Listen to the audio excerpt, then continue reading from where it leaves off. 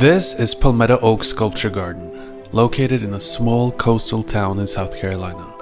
And this is where we spend most of our time, where we create sculptures both for galleries and collectors, and for the artists Stephen Kishel's Sculpture Garden. Here we always work with nature in mind. We strive to create art that takes inspiration from and complements nature.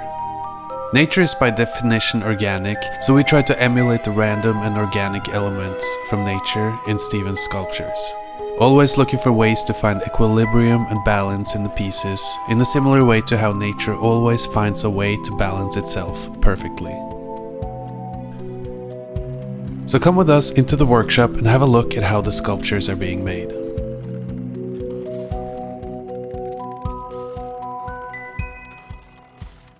This is the workshop where all of Stephen's creations come into existence.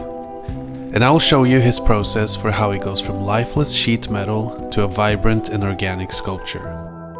At first, he carefully selects materials that will work with the size and style of the sculpture he's trying to make. It is important to have a loose vision for the piece before starting, and having an idea about the size and style of the piece, as well as where it will eventually end up, is crucial in order to know what direction to go.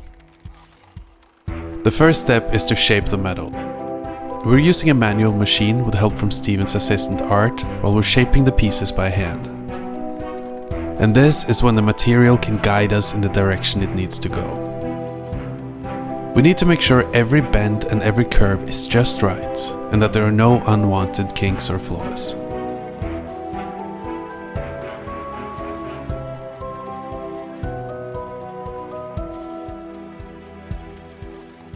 This is where we need to create pieces that can counterbalance each other. Since Stephen is always on the lookout for balance without symmetry and order and randomness, we need these components to work together in an organic way without seeming unbalanced or overly engineered.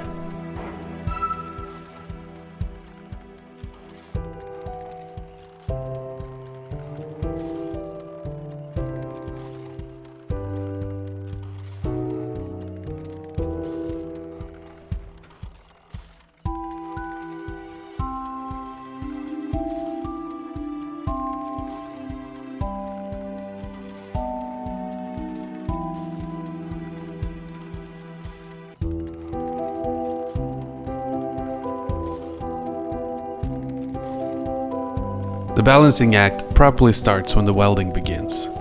This is the moment of truth, where we can see if the pieces are balanced or not, and where the sculpture either comes perfectly together or where we'll have to go back to the drawing board.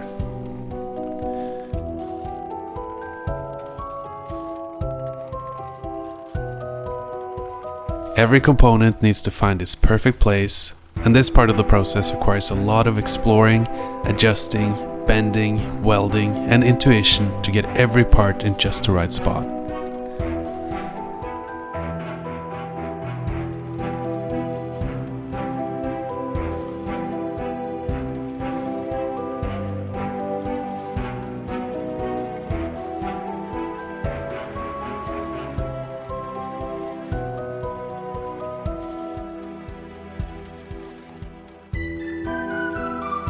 When all the parts are in their right place, the piece is ready to be sent off to be painted. And at last, we have a finished piece.